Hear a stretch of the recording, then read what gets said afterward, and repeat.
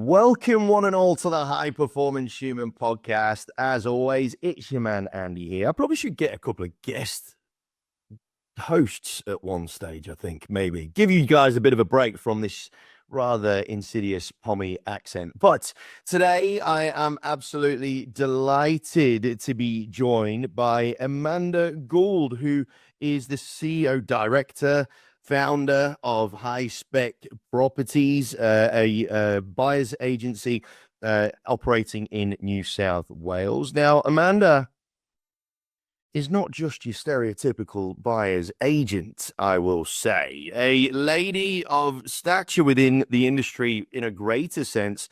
I've been very much an admirer of Amanda's work for quite some time now, and not just because of the awards that she's won, because she's won a couple of them, a couple of national awards for her work and her services in what she does.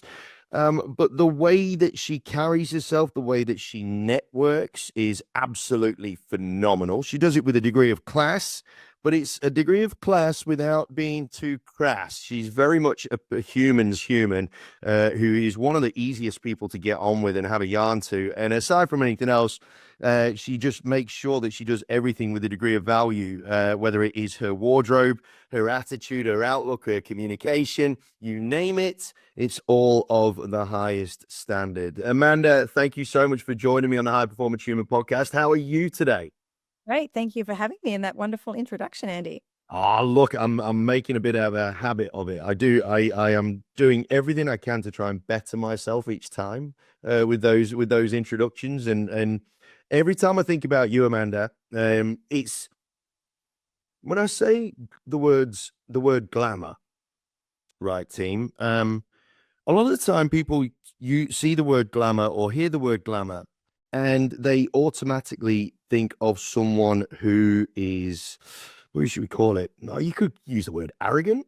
I think you could use the word up themselves or uppity or that aura of you can't come to talk to me. There's two humans within the real estate space that have the word glamour and then act in entirely the opposite way and are two of the most approachable people that I know. One of them is Leanne Pilkington, Yes, agree. and the other one is you. Oh, thank you. Well, I like to be in the same category as Leanne Pilkington. I 100% agree. She is glamorous and easy to talk to.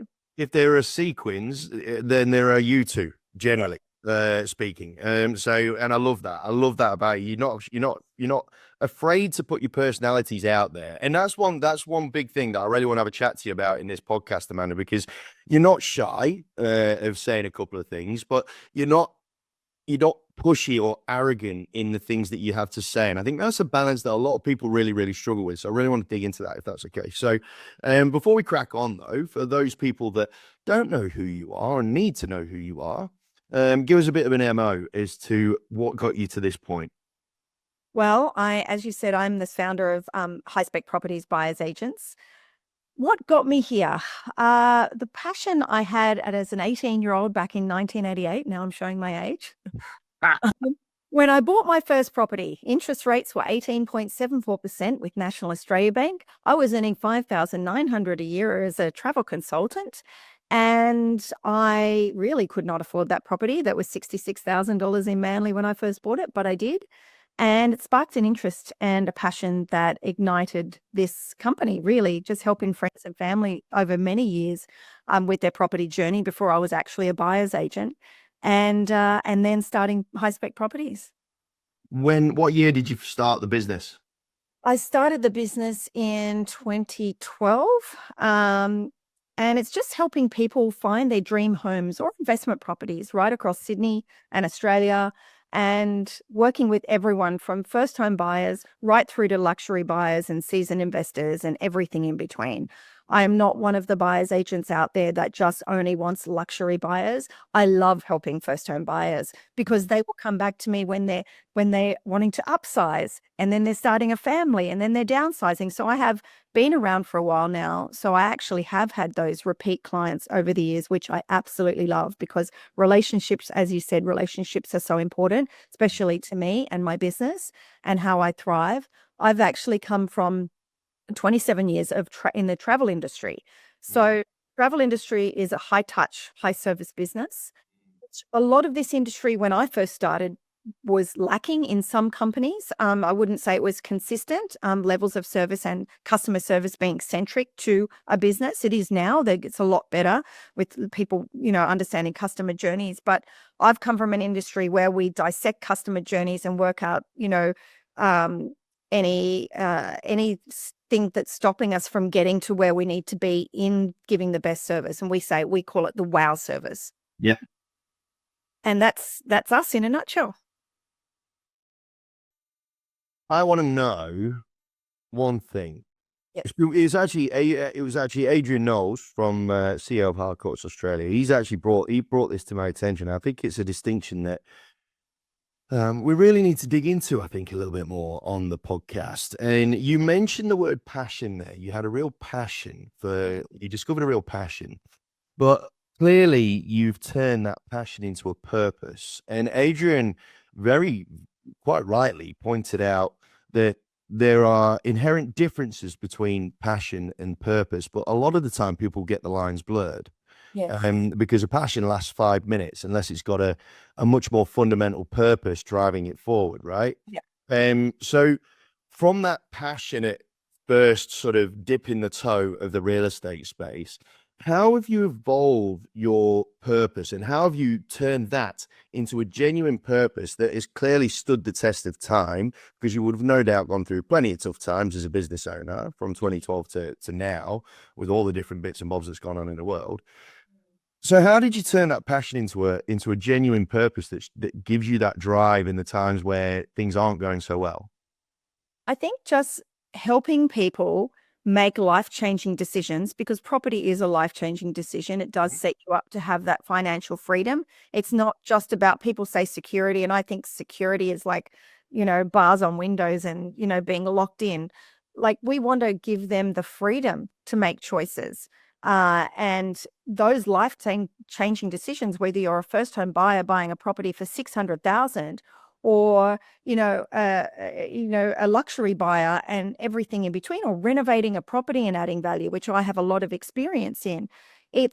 I thrive on finding that perfect property match and knowing that that's going to make a difference to them in the future.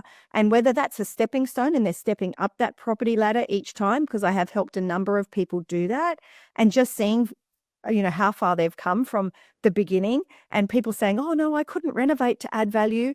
And I'm like, you'd be surprised at what you can do if you've got the right network that's supporting you in what you do. You don't need to worry about finding that network. I have got the little black book that you can open. So it's being that trusted advisor the whole way along their process, no matter what end of the spectrum there are in their real estate journey, that I love doing. And that's making a difference in someone's life. And knowing that opens up more doors. That's really purpose. That means that every day I know that I'm going to make a difference, whether I'm buying a property that day or not. The advice that I give, or listening to clients and, just understanding where they want to be and how we can help them make the steps to get there.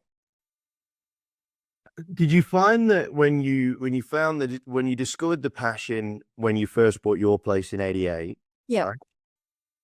Was it the fact that you recognized that you'd made a major shift in your own life that sort of sparked that planted that little seed?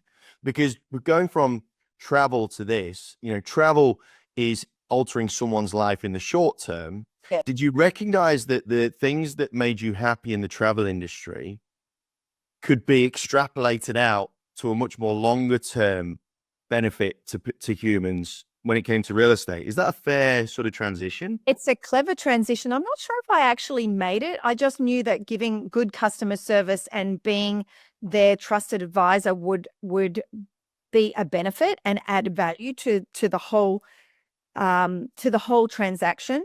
And I don't like that word transaction. It's probably not the right on their property journey. And I think knowing that you're doing that along the way. Now, when I first started in 1988, I had the ugliest little studio, 1960s orange brick building. It was not a pretty unit. And I was renting it out, so I wasn't living in it. And it was really ugly. Like, there was old carpet with holes in it. The paint was peeling. The cupboards were from the 60s, from the original building. So I didn't know there was no shows like The Block at the time. So I didn't know really what I was doing. I just had a really good eye. I love interior design. I love fashion, as you've mentioned. And I just knew it was ugly and I wanted to make it pretty. There was no real strategy or structure around what I was doing. So I sanded back the kitchen cupboards. I painted them. I put new carpet in. I put a new light fitting in. It was not rocket science, I'm telling you. Probably, I wish I had photos of it. But, I was told I was going to get X dollars. I can't remember what the rent was, but the one before we started renovating, because myself and my boyfriend at the time. And then after renovation, the amount went up significantly. And I went, that's what the spark was for me. I just thought, wow, that was just, $500 and our sweat and tears, because I had no money to pay a lot of trades, and we really didn't replace anything. We just did, carpets and bits and pieces. And look how much extra I'm getting. And that was the seed that planted. Then I went overseas. I lived in London. I lived in Tokyo. And I was sending money back. And then I came back and started buying properties. And then I started properly renovating them and either selling them for a profit or renovating them and renting them out. And that's when I saw the renovating for a profit, I was like, whoa, I actually just renovated that 6 months ago and I've made $20,000. Like back then in the 90s. Yeah, that's big. It's a lot of money, right? And I was like, wow, I wonder if this is something that I could do. And I started doing it, and really, again, no structure or strategy around what I was doing until I did a course with Renovating for Profit, Cherie Barber, back in the 90s. And I think it was the 90s, might have been in the early 2000s with her. And I did this course and it was amazing. And I learned a lot about how you really need to buy the property at the right price and get it, do a renovation and make sure you tighten up the what you're going to spend on your budget to make sure that you end up with a profit at the end. And that's when I started to it was in the 2000s. And I did that course, and then I realized there was actually some strategy around what to do to actually make sure you have a profit. Now, with my clients that come to me and they've never renovated before, I just apply a lot of the learnings that I had over those time and just let them know that, well, it is more challenging to renovate for a profit and sell straight away. Some people want to hold it, and that's where they'll actually build in that equity and build their portfolio by stepping onto the next property and drawing equity out and doing the next one. And that's basically what I've done, and teaching people how to do that. Equity team, for those of you that don't know, is basically the amount of value that you own in the home. So you'll always have a mortgage of hopefully you won't always have a mortgage, but whatever the value is above whatever debt you have on the property, that's the equity that you've got to play with. So that's what Amanda's talking about for those of you that aren't quite in the lingo around all that. But what I really love about all of that is the simplicity with which you started on the journey. I just wanted it to make it look pretty. Yeah. I love that. Like, why does it have to be more complicated than that? Like, really? You buy it for one price, then you get it revalued after you've done a renovation. As long as you don't go overboard on spending, you've got to be really savvy with what you're doing. At the time, I was not, but I didn't spend a lot of money. So, of course, it was going to be worth more. And then the bank revalues it. And that difference is that equity, as you mentioned. Yeah. And that can be leveraged to buy another property, or you can just wait until the growth catches up. So you're double dipping, if you like, if you're renovating. So you've got the renovation and you've got the equity that you're building in, because the bank values it one day at, I don't know, 800,000. You put $50,000 into it and then suddenly it's worth 900,000. It doesn't always work like that. But that you've got suddenly $100,000 equity. Let's use that if you've got the borrowing capacity to, on a trajectory to buy another property and do the same thing, or just buy and hold and wait for the market to have those increases also. So you're double dipping on the increase, Team, before we go any further, Amanda is one of the easiest humans to find, I believe, on social media. We'll make sure that all the links to her and to Highspec are on the show notes. If anything that Amanda just said made zero sense or made some sense or made you go, "Oh, that might be me," make sure you reach out to her, right? Because there was a very smooth little bit of monologue there that she came out with that I reckon some of you might go, "What the hell is she talking about?" But instead of us going through that now and turning this into a tutorial, connect with her because she's such an easy person to connect with and talk to. Now, Amanda, before I get told off once again by my VA team who are going, "Andy, where the hell is your high performance human question?" I'm like, right, sorry. I just get carried away when I talk to cool people. I always ask this of all our guests. I believe that high performance humans have 4 elements: success, connection, influence, and happiness. And they all live in a bit of an ecosystem where one can't survive without the other. I want to know what your definition of a high performance human is. To me, a high performance human is someone that's consistently striving for excellence, but it's not just professionally, it's in all aspects of their life. Like it's about resilience, curiosity, self mastery. I believe it's important to be present. It is a work in progress. It's not every day for me. Um, Whether that's nurturing relationships or maintaining your health, driving forward professionally, and everything in between. It's being a little bit of a better human every single day. Not just about hard work, but about the balance, and intentionally working out where your energy is going. In my work, I try to embody this by constantly learning. I stay adaptable. I balance the demands of this high pressure industry. Not every day, not always. It's a hard balance sometimes, but try to stay grounded and connected to my clients and my community, which is really important to me. I was gonna. You talked about getting a little. You mentioned in that getting a little bit better every day, which I'm absolutely a fan of. Aggregation of incremental gains. I'm a massive fan of it. Yep. And live by that myself. I want to know though, in your initial sort of sentence, you said the word excellence. Yep. Can you define excellence for me? I think it's just striving to be the best version of you with that incremental change every day. So whether that is professionally, and I suppose one of the ways we strive for excellence at Highspec is we look at our customer journey regularly and work out where the bottlenecks are and work out how we can be a little bit better. And we also work out, like, if something has gone wrong or, a negotiation has gone south, we try to unpick that and understand where it fell down and take that accountability, because that's super important too, because you can't get better and you've really got to try all avenues to try to get the result for the client. But if it's falling over, it's falling over for a reason, and we don't see what that is right at the time. So I think excellence comes in many forms, and it's just trying to be the best version of you that you can be whether that's showing up for your clients, your children, your pets, your colleagues, your network, because it's not every day. Everybody, like, I'm not perfect every day. I try to be the best I can be every day, but some things get in the way, and it's just trying to be that little bit better every day.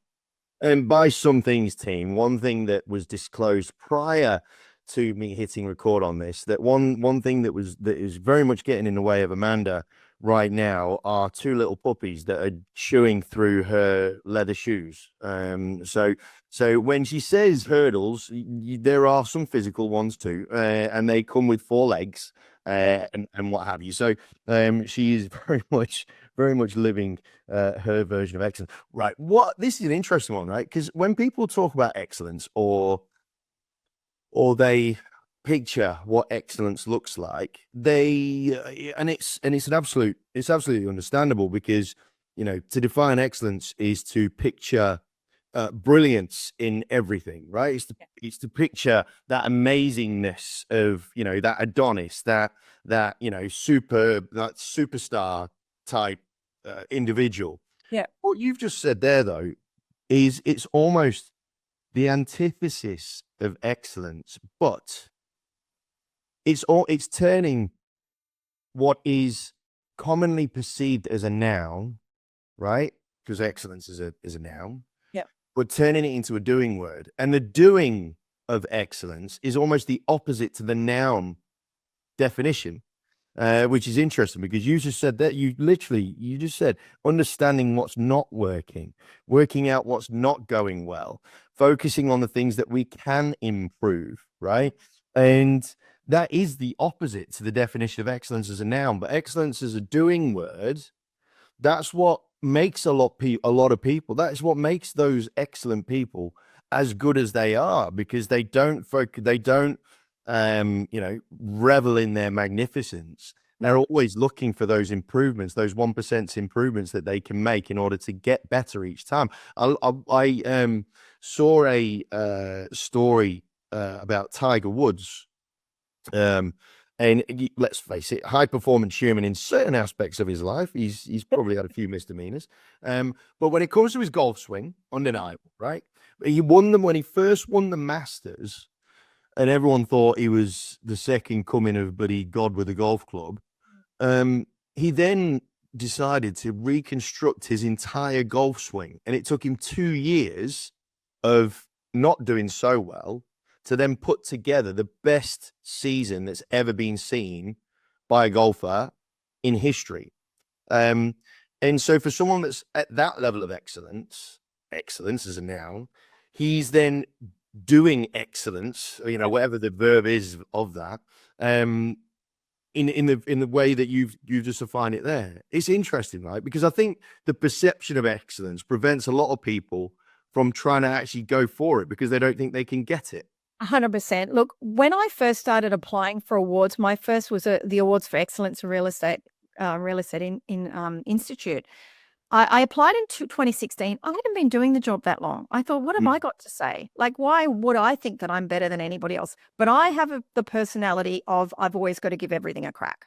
Like the television show, I'd never done a television show until I did June listing Byron Bay. I got asked. I said, yeah, why not? Give it a crack. You can I'm always build the parachute or, on the way down, or build the plane on the way down and kind of go and make a jump. But also learning from things when I've not been a winner. So if I've gone to an award and I haven't won, it's like, okay, what could I have done better? What is going to make me stand out? What could I learn, or could I do better, or something else I can adopt for my next award submission that's going to be a standout? And that's how I always think. And I'm not perfect. No one is. Perfectionism is what is the death of creativity, whatever that saying is. I always will just give it a go. Perfect. Like my videos online, I just do them in one take. I don't do cuts, and it's too hard. I don't have the time for it. I do one take. If it's up, after a few goes, if it's not right, I just put it up, because you're never going to put anything up if you're waiting for perfectionism, like for the perfect take. It's just never going to happen. Yeah, no, I absolutely concur with that. I mean, people can see all the evidence of me concurring with that on my for God's sake. But I just think that it's interesting because, and it kind of relates to something that I've made a note of here, where you interpreted security, which is it's in Maslow's hierarchy of needs, right? Like it's in the top 7 critical things that a human being requires: certainty, safety, security, all that. But the way that you've interpreted the word security in your mind relates to prison, it relates to bars, it relates to whatever. And it leans into this whole notion of how we interpret things in a way that prevents us from either wanting whatever it is that we want, or being whatever it is that we want to be in the form of excellence, whatever excellence looks like for us. Has there been a time, Amanda, that you've led yourself down the garden path with a perception of something that you thought was the right interpretation, but then you've discovered you've had it whacked in the face, whether it's personal or professional, that shit, I've got this, my interpretation of this has held me back? I've definitely made some mistakes that I've thought have been right at the time. I think a good example of that was growing my team and thinking, because that's the epitome in the industry of success is having a big team. Once you're successful, you grow the team, you get bigger, you open another office. And I did all of that. And it wasn't making me happy. I was constantly managing people instead of doing what I love, helping people buy property and setting themselves up for the future. Mm. And I was in the minutiae of working on the business instead of in the business, which I do love. Mm. And it lights me up knowing the people that I've helped and how I've made a difference.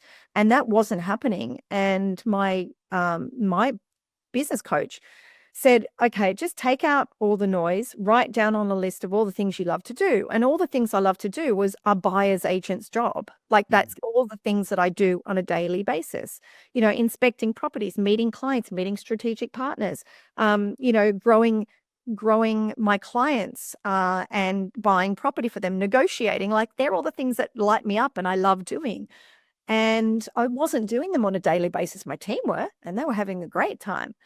But I think that was on a trajectory that I just followed in what I thought was right. And then I realized it wasn't right for me. So I scaled it back a little bit and I'm much happier for it. I'm the main point of contact for my clients. Yes, I have a team, but my clients are the ones, I'm negotiating. I'm the one that's doing all the negotiating. I'm the one that's speaking to them about advice, etc. And, I have a team under me and I certainly couldn't do it without them. But it's made me a lot happier doing this than being a manager of 10 people. This is a really, really good point. And I think that is a perception and or a mistake that loads of people have made. I actually had this very, very conversation with a young lad who is, I think he's a couple of years into owning his own real estate firm. And he was sat looking miserable in the office because he's having to play backstop and do all the admin. Yep. And whatnot, right? And this is he's still a young lad, right? He's a young lad who loves getting out there, rocking and rolling and doing the biz. And I said, mate, I said to him, mate, that's the problem with business owners. They tend to sacrifice the things that they enjoy doing, the things that they feel have to be done. And it's so counterproductive, isn't it? And it sort of relates to the note that I wrote down while you were giving us your story just then was, it's for a lot of people, they tend to have to pay for progress with their happiness. Well, I certainly was. I would agree. I've seen it time and time again. So do we find that though? And I want your genuine opinion on this. Do we find that, and this is, I don't know, sort of kind of devil's advocate here, Amanda. Do we think that is it right to say that progress and happiness are at two ends of a rope and you have to sort of tug one way or the other, or can they coexist? I think they can coexist because there was times when I had the big team, I wouldn't have been able to do the television show if I didn't have the big team, and I thoroughly enjoyed that. I was in my absolute element doing that. So there was times that it was great. I just think that when you drill down to what you really, and be really honest with yourself, what you really like doing, and if it doesn't marry up with what you're doing now, obviously as a manager, I still need to manage people and I still need to, but when you've got 10 people that you're doing that, and there's some people that do a great job. I was talking to another principal the other day, and she loves managing. She doesn't like meeting the clients. She likes managing. That's great for her. And she's got a business with 21 people and she does an awesome job. And I admire that. And there's other people that do a really good job with that managing. And it just wasn't that amount of people for me. Probably 5 is just my sweet spot where I do feel like I can make a difference and I can train and I can be effective and I can't lose sight of the clients, etc. But when it starts growing to greater levels, you either have to bring in a manager to do that, to manage the team, which would have been effective, but fiscally was not effective for me, or do it yourself or downsize. So it can coexist. That was your question. I think it can coexist if you have the right team in place and you understand what sacrifices you're willing to make and what you are not willing to make, and be honest with yourself. Yeah, I think the critical piece there is the honesty piece, right? Because I think we know that we as a society, we are driven by perception to Ego gets in it. Like, I look back at things that I was doing in 2021, and even decisions I've made within the business, purchases, property purchases I've made, ego definitely played a part. I think I'm 55 next year, and I think that maybe it's just age, or maybe because I'm meditating more. I am, probably. I don't know. I've got a little bit more perception around some of the things I've done in the past, and maybe that just comes with age. I don't know. But yeah, ego does play a part of it, especially in this industry. oh yeah, big time. I just think that we sometimes sacrifice honesty. Maybe if not happiness, we sacrifice honesty for progress. And by honesty, I'm talking about honesty with yourselves in terms of what you want to do versus what you think you should do. And it's a critical mistake that it's almost one of those battle scars that pretty much every business owner almost has to make in order to discover themselves, unless you're the unicorn sort of minority who are so resolute in their true north. Because so many of us, I've done it. Everyone I know has done it, where you've seen, a bit of a shiny sort of goal over here that's sort of more medium term versus long term, and you thought that could lead to a whole better horizon in the long term over there, but it came at the cost of that opportunity cost of oh shit, okay, well, it means that I'm going to have to sacrifice doing what I enjoy doing for this amount of time, and we don't really reason with that enough. And one thing that I think when it comes to our happiness, because I'm sure you will agree to this, Amanda, happy Amanda is a much more successful Amanda. 100%. The energy you put out, I think everybody knows that these days, is the energy you get back. And the more that you, even bringing it down to energy, but in a different way, rather than the input export. When I'm dealing with a certain type of client, like, I'll just suddenly have a lot more certain type of those clients. So, Yeah. meaning, we buy all over the country, and I literally had one Adelaide client, and then I had 4 Adelaide clients, and then I had a $3 million client on the Northern Beaches, and I had another 3. It seems to go in waves with us. When we are spending a lot of energy and time focusing on Mossman, we get a lot more Mossman clients, or wherever it happens to be. And certainly when I wouldn't make a call to a strategic partner or to a client if I was in a really terrible mood. I know how that can affect me. I will go out, I will take a walk, I will do some breathing, and then I'll come back in and make that call. I won't put it off, depending on what's happened in the day. But, it is a stressful, high pace, high stress environment, our jobs, especially when when a deal goes south and you've tried everything possible to fit a square peg into a round hole and it doesn't work. And then you look back in 2 weeks when you buy a better property and you think, God, I'm glad that square peg didn't go in that round hole. There's always a reason. You don't see it at the time. Yeah, absolutely. Now, before I let you go, you've mentioned about key networks and how important your networks are to you and how you bring value, and how important your networks are in terms of bringing you value as well. So talk to me just give us a bit of an MO on your philosophy around networking, because it's something that you do very, very well. Thank you. I do love it. Like, I really do love it. So, and it's one of the points that you sent me that we might be talking about today, which I was really excited about. Even the wording that you use, the network is equal to your net worth. Now, I learned that a long time ago with a professional development course that I did as I was starting the business. So a long time ago now. And those words always stood out to me, because I have always done this even before I had my own business and I was working for somebody else, and I was PAYG, or even as a school girl at school, and surrounding myself with positive people. Always. surrounding myself with mentors and colleagues and collaborators. Success doesn't happen in isolation. It happens with a network of people supporting you. Now, I've always had the ethos, everybody will give you their opinion, especially when you're buying a property.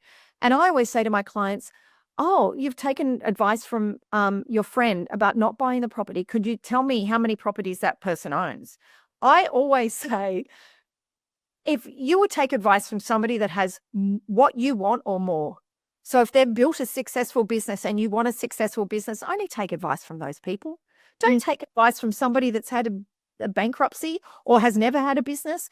People think they know everything, but they don't. And I will always ask, people like Leanne Pilkington or Katrina Tarrant or somebody that's successful in our industry and a female that has built businesses and they're clever cookies and they've got good ideas and strategies. And who else can I collaborate? Like unlocking opportunities, gaining insight, sharing resources. That's how networking works. But I think that the bottom line for networking is you have to show value.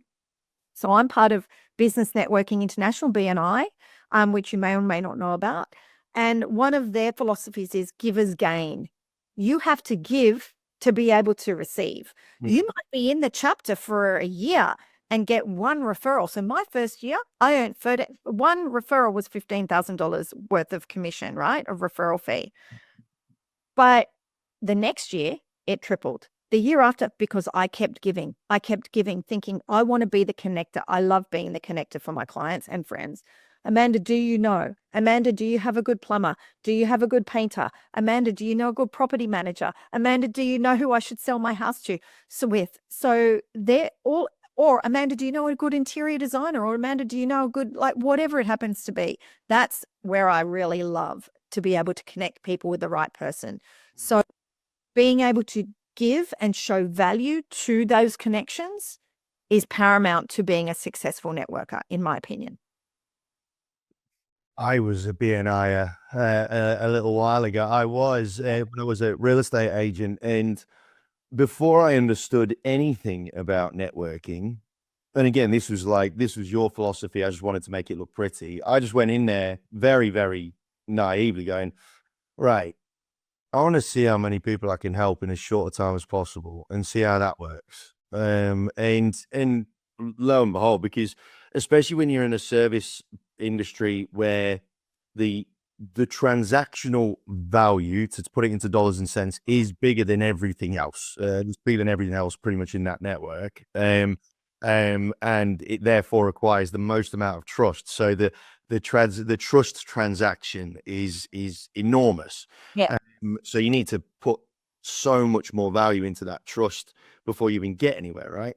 But the lessons that just giving networking a go, because a lot of people get nervous about it, Amanda, don't they? I mean, you would have seen it in copious amounts of conferences and awards events and all that sort of stuff, and you can see it's tangible. You can see almost physically the people that enjoy networking and the people that are willing to give networking a go versus the ones that are really sort of recluse and struggle with it, right?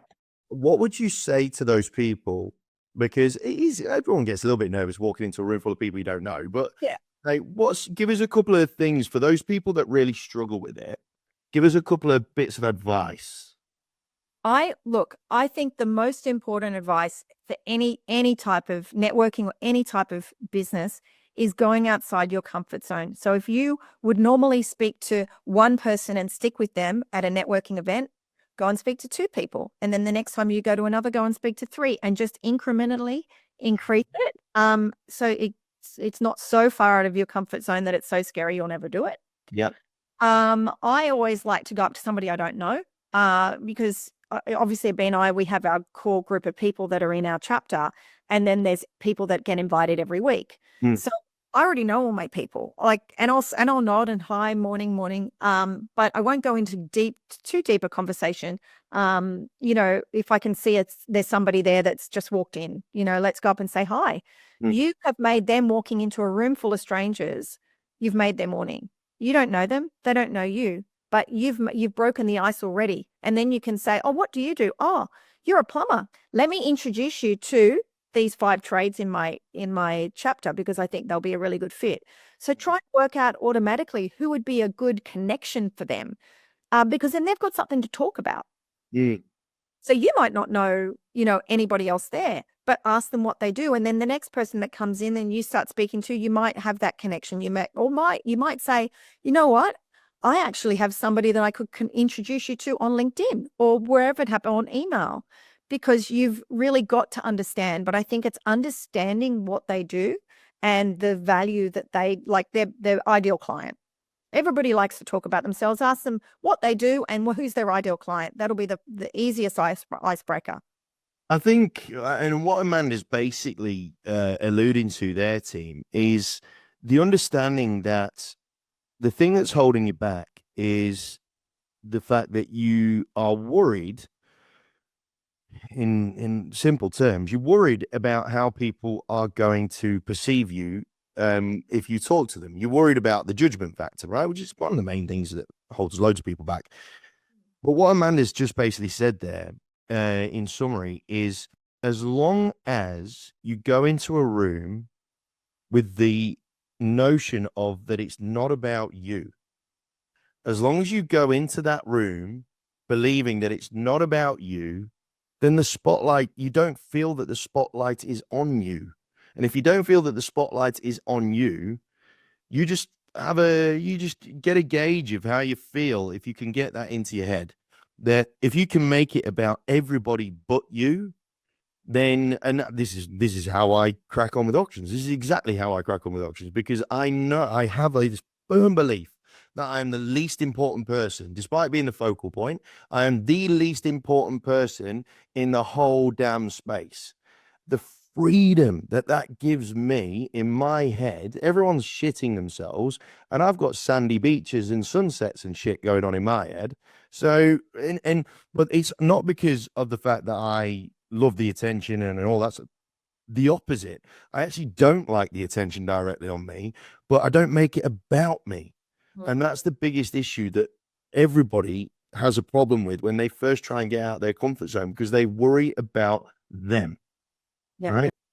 Couldn't agree more. But I think relating networking to the industry, the real estate industry, it's crucial. Like from developers to financial planners to other agents, the quality of our relationships directly impacts our clients. And what I mean by that is, if I didn't have this great network, which I've built up over decades with the agents, they wouldn't give me opportunities that are off market. Like we've just bought 39% this year of properties off market. That's true to my direct relationships with agents. Sometimes they're exclusive to Highspec, sometimes they're to the database, depends. But I wouldn't have them without that networking that I'd been doing over the decades, to put that in front of it. So it really does, it's leveraging those contacts and it does impact the client. So when network and value, it has to flow both ways. And you know what? It also relates back to part of the conversation I had with Scott Bateman, a whole load of episodes ago now, where he mentioned that we all have a problem with receiving things, right? We're happy to give, but we hate receiving, right? But ultimately, team, in order to have a chance to receive anything, you've got to be able to give. You've got to be able to give.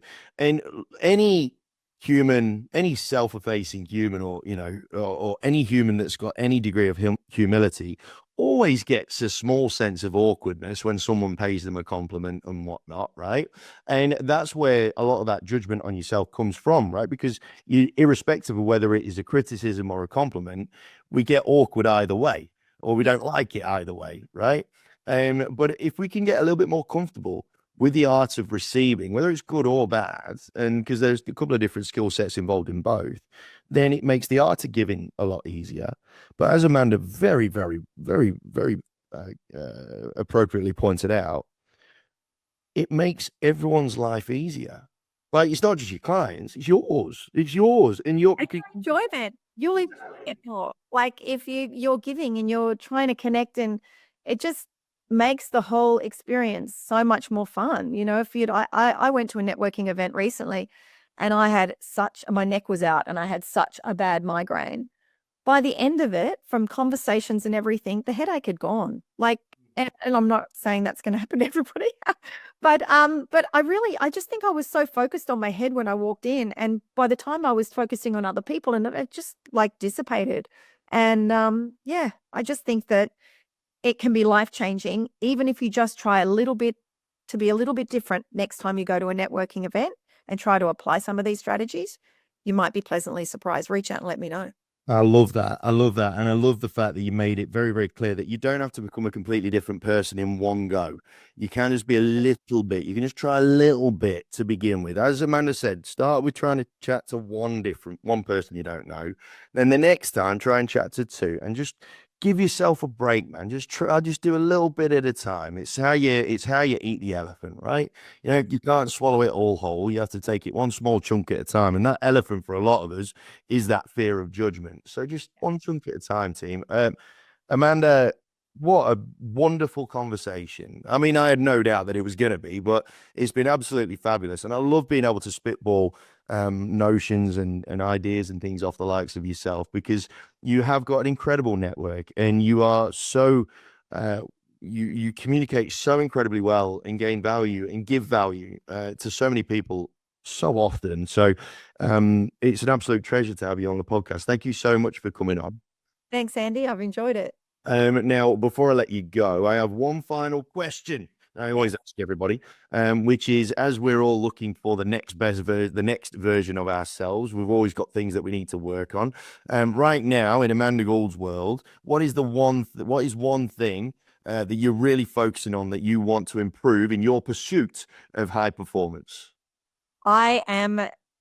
Every single day, I am meditating twice a day. I started a 30-day challenge 3 weeks ago. And Dr. Joe Dispenza, and morning and evening. And I am really enjoying it. I am quite a hyperactive person by nature, and sort of a bit up in the clouds sometimes. So it's actually making me a lot more grounded. And it's been a challenge, especially with the dogs. But because they get up so early, like before 5 a.m., I just close the door, let them out, go and do my meditation, and then in the evening before I go to bed, I do another. It's 23 minutes in the morning and 23 minutes in the evening. And what are you hoping for that to do? What are you looking to achieve out of that? I'm wanting to achieve more balance, and not to be so reactive in this industry, because it can be very, very stressful. So managing stress, and just being able to be a bit more mindful and use my breathing to help calm in situations that are super stressful. Very good. What a wonderfully warm way to end this episode, team. I mean, I personally couldn't sit down for more than 5 seconds. So, for me, it's active meditation. But if you can do what Amanda's doing, there are absolute benefits to it. But we won't get into that just now. Amanda, thank you so much for your time. I can't say how much I appreciate it. You're an absolute gem, not just to the industry, but to everybody, really, generally. And I totally appreciate having connected with you and over events and now on this little show of mine. So thank you so much. Thank you, Andy. I really appreciate it. All right then, team. I'm sure you would have took plenty of notes. I'm just looking down at my little book here, my little scrapbook, and there's plenty of notes on mine, so I'm sure there's plenty on yours. If you do want to connect with Amanda, like I said, if it's professionally, if the whole real estate investment, renovation, carry on has spiked your interest, get in touch with her. But generally speaking, she is a person who does have an open door policy on how she rocks and rolls. So make sure that you connect with her in whatever way you feel could bring some value. And I'm sure she would be happy to oblige. Until next time then, team, stay safe, healthy, happy. Thank you so much for joining me again on the High Performance Human podcast. And we'll look forward to catching you on the next episode, gang. And like I said, I might see if someone that's not got an English accent might need to come on and have a bit of a yarn to someone themselves. Until then, though, team, look after yourselves. Take care.